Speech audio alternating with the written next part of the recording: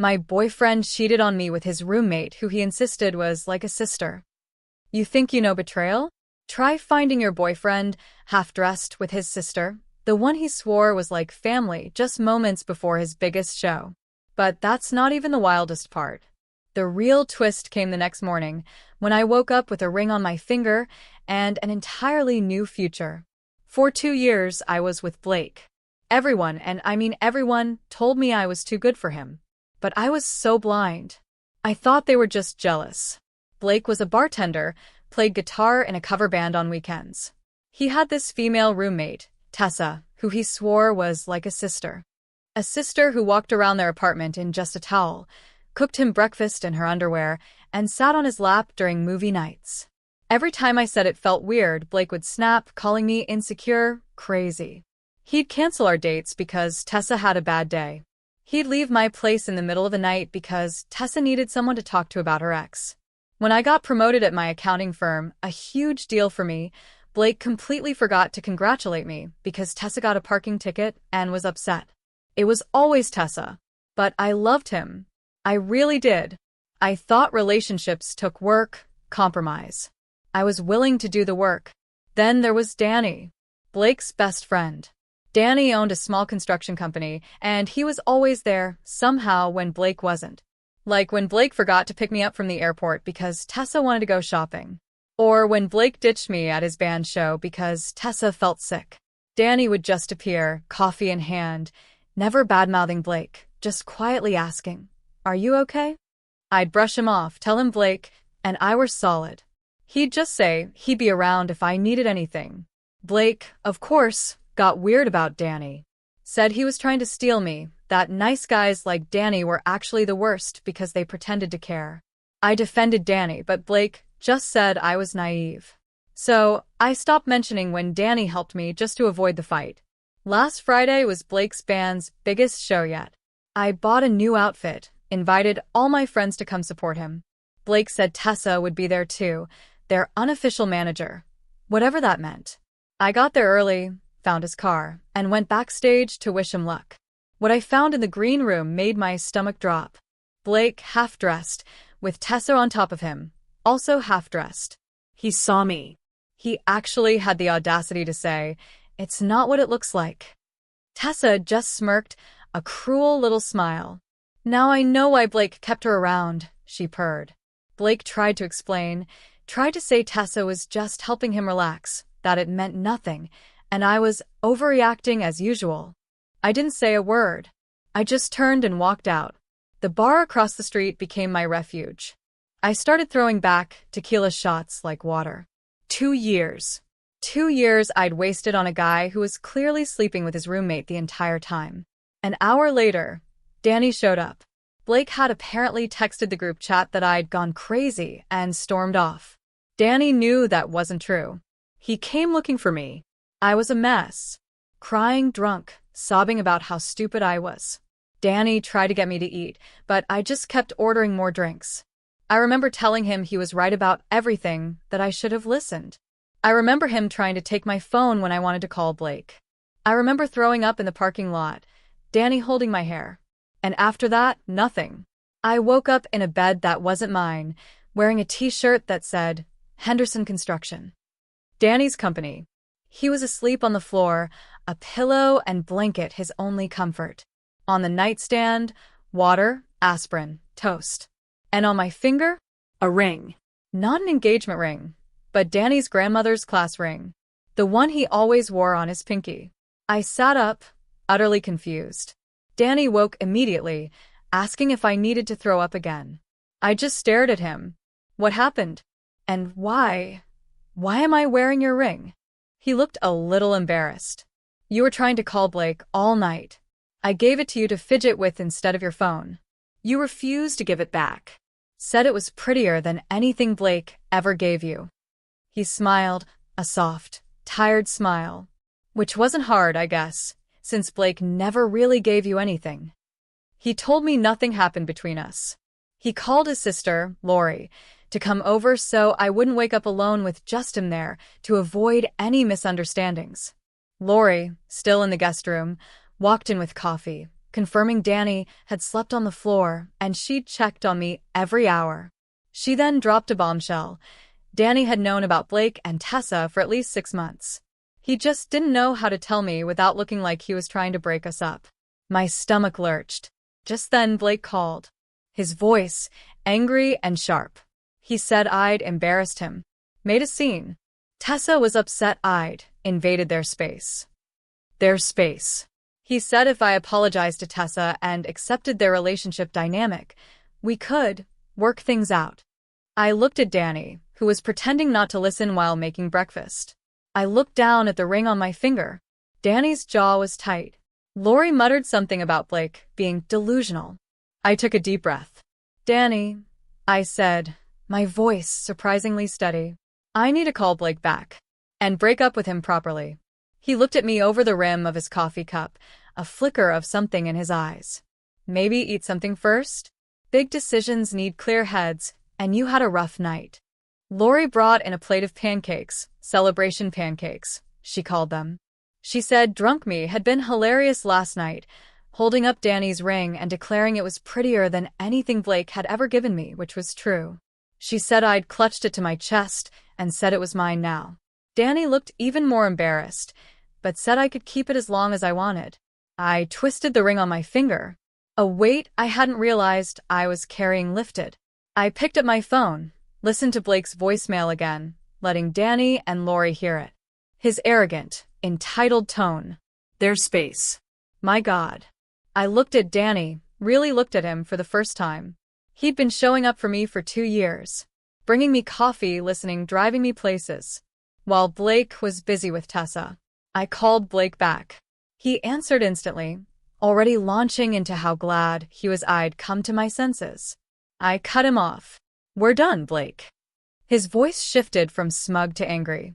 You're overreacting like always, he yelled. You knew Tessa was important. I hadn't agreed to anything except being lied to and disrespected for 2 years. He kept ranting, but I just hung up.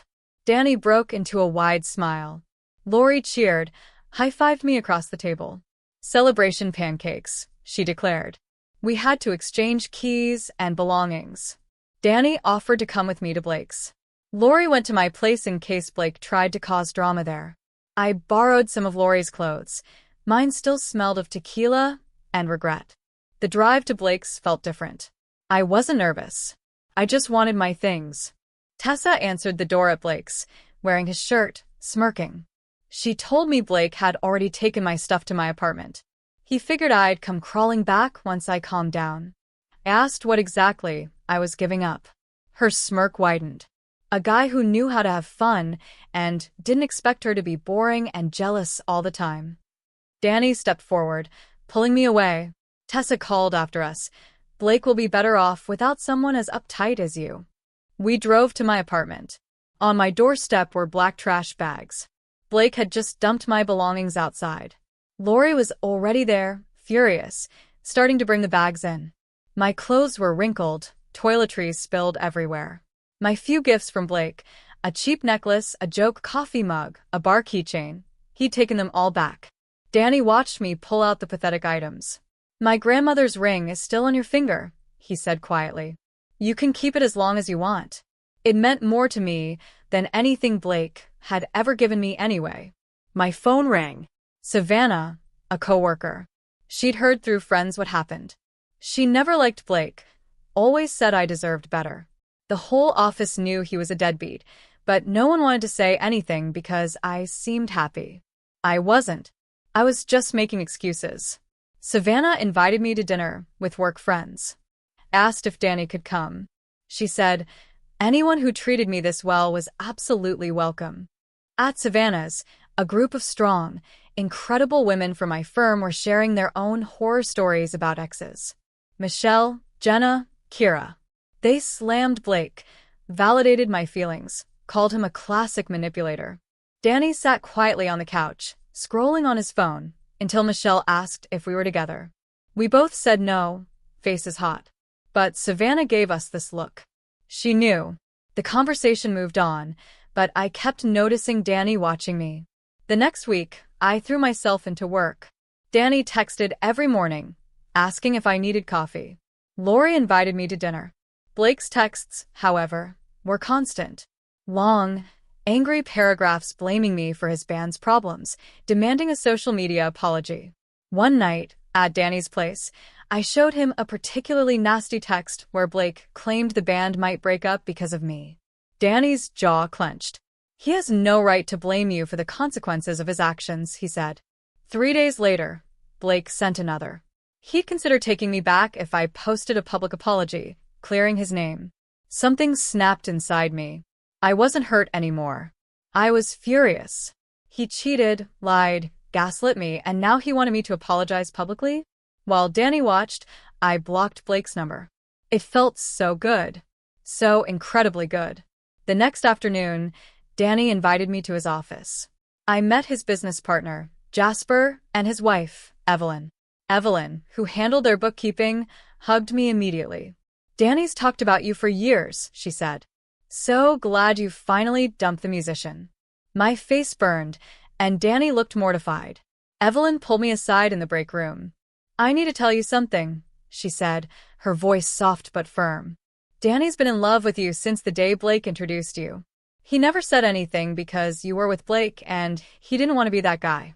Watching you stay with Blake nearly killed him. She said seeing me around his office and house this past week was the happiest she'd seen him in 2 years.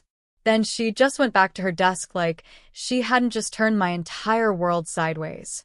I started noticing things about Danny I'd been too blind to see. The way he always brought me coffee, exactly how I liked it.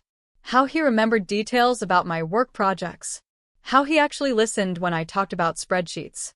These weren't new things. He'd been doing them for 2 years. I'd just been too focused on Blake to see what was right in front of me.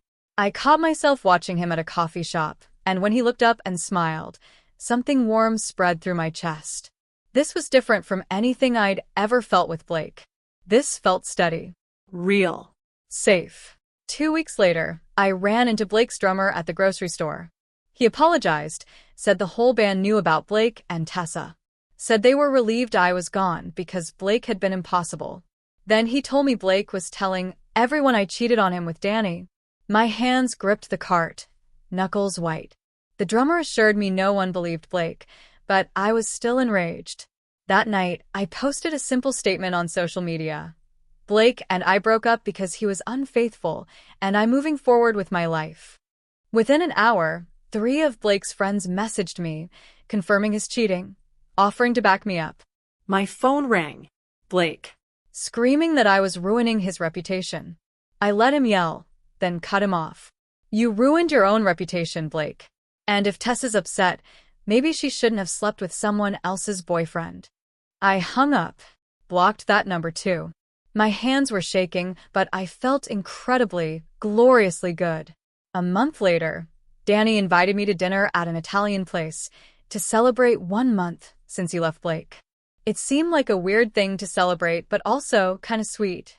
He picked me up right on time, still a pleasant surprise. At the restaurant, he was fidgeting with his napkin. Evelyn told me she talked to you about my feelings, he blurted out. My stomach did a little flip. I put down my menu. I've been thinking about what Evelyn said. A lot. And I realized you've been the best part of my life for 2 years. I told him how he always showed up, while Blake couldn't even remember my promotion. How he drove me to the airport at 5 a.m. How he brought me soup when I was sick and really listened when I talked about work. I was an idiot not to see what was right in front of me this whole time. Danny reached across the table, took my hand. I noticed I was still wearing his grandmother's ring. It had become so much a part of me, I sometimes forgot it was there. He looked at the ring, then at me. I gave you that ring because even drunk you knew you deserved something beautiful. His voice was low, earnest. I've wanted to give you everything for so long, but I didn't know how to tell you without ruining our friendship.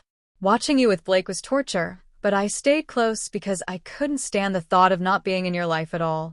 I squeezed his hand. I want to try this, Danny. Really try. He smiled, bigger than I'd ever seen him smile. He drove me home, and his kiss goodnight at my door was safe. And exciting. It was completely different from being with Blake. Danny showed up. He remembered things. He treated me like I mattered. He sent flowers. My work friends loved him. My mom loved him. This is what a real partner looks like, she told me, pulling me aside. Someone who shows up and treats you with respect. 3 months after Blake, I was genuinely happy. Danny and I planned a weekend trip to a cabin in the mountains. I realized I'd never done anything like that with Blake. There was always an excuse. But with Danny, we just booked it. I saw on social media that Blake's band was playing across town. Danny asked if I wanted to go prove I was over it. I just smiled. I don't need to prove anything. I genuinely didn't care what Blake was doing. I was just done. Danny said that's when he knew I was truly free. One night, we were on his couch, watching a movie. The credits rolled, and we just sat there. Danny turned to me. "I want to take my grandmother's ring to a jeweler," he said, his voice soft. "Have it properly sized for you." I looked down at the ring, still a little too big on my middle finger. Then I looked at him, and my heart started hammering. He wasn't just talking about the class ring anymore. He knew it was fast, he said, but he'd loved me for 2 years. "When you know someone is right," he whispered, "you just know." I said yes, before he even finished asking. Because sometimes the right person was there all along. You just needed to finally wake up and see. This journey, from heartbreak to finding real love, taught me so much. I thought I knew what love was, but I was so wrong. What about you? Have you ever had that moment of absolute clarity, where you suddenly realized you were with the wrong person, and the right one was right there all along? Tell me what you think in the comments below. I really want to know.